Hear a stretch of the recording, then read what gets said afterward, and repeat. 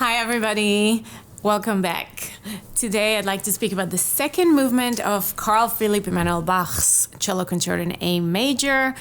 This is a gorgeous, gorgeous concerto. In this movement, we have the sudden changes of mood that are typical of the sentimental style that C.P.E. Bach was famous for, and some people call it a stream of consciousness, like when we think and our minds just jump from one thought to a completely different thought on a dime. The violins come in with the same line that we will eventually come in with in bar 22. They should milk that slur for all it's worth. So meaning really do a diminuendo on that last note.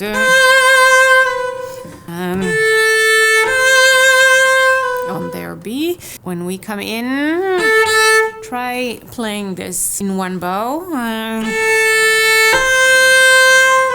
If possible. It depends on how big the hall, how resonant the hall is. Thinks of this as an introverted cry in the very beginning, rather than an extroverted cry. Of course, we can always do it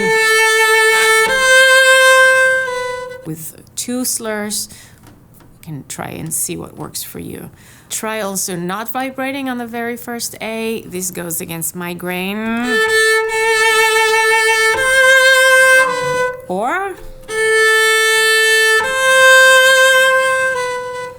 just very little vibrato.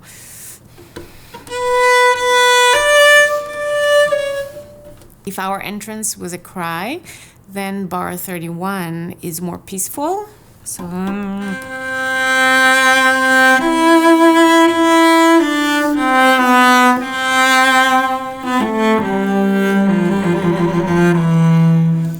in slow movements, the trills are slower. Here, the appoggiatura can almost be a part of the trill. Something like that. And then you can lead to the downbeat of 36.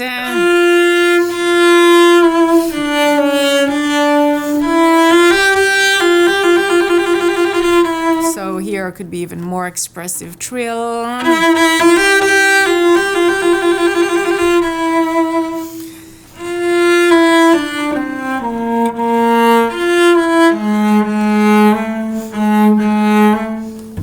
In bar 44, don't stop on the C sharp, otherwise there's too much C sharp.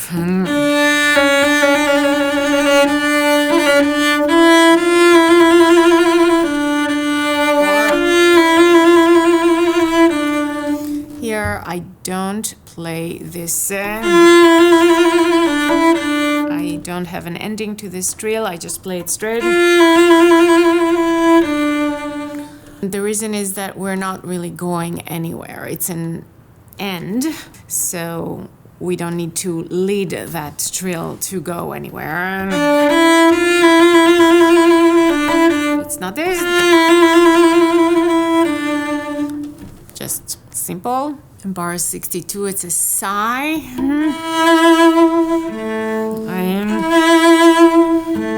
I've heard cellists play with a little shift, glissando. I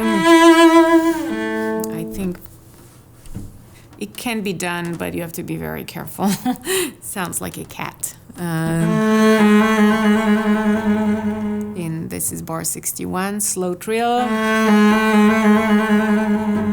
And bar 62.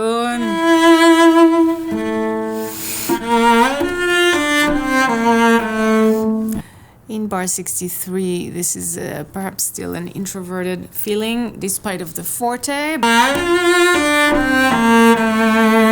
This is rising to the F.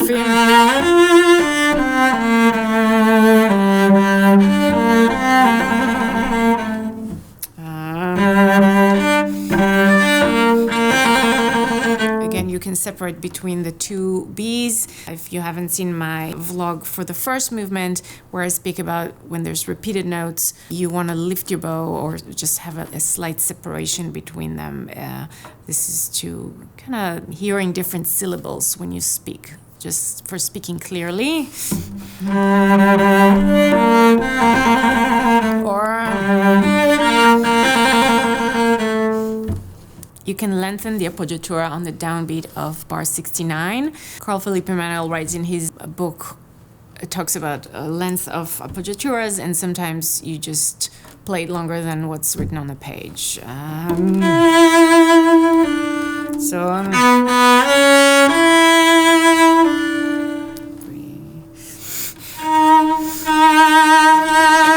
Here I like to use a different finger on each note. Just makes me feel like each of those D sharps is getting a different, slightly different color. Hopefully not different intonation.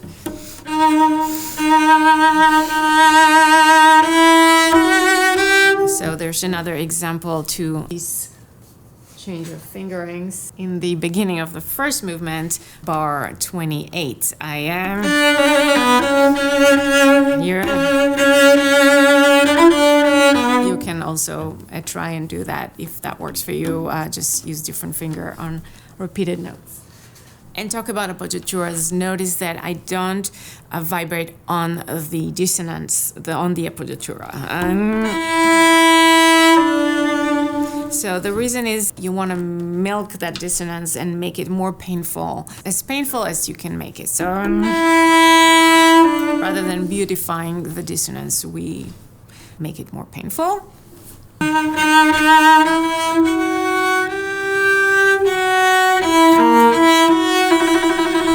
Here, listen to the cello and the orchestra in bar 72. They have a scale going down. They're going in contrary motion to us of bar 71 into 72. In bar 98, we have a hemiola.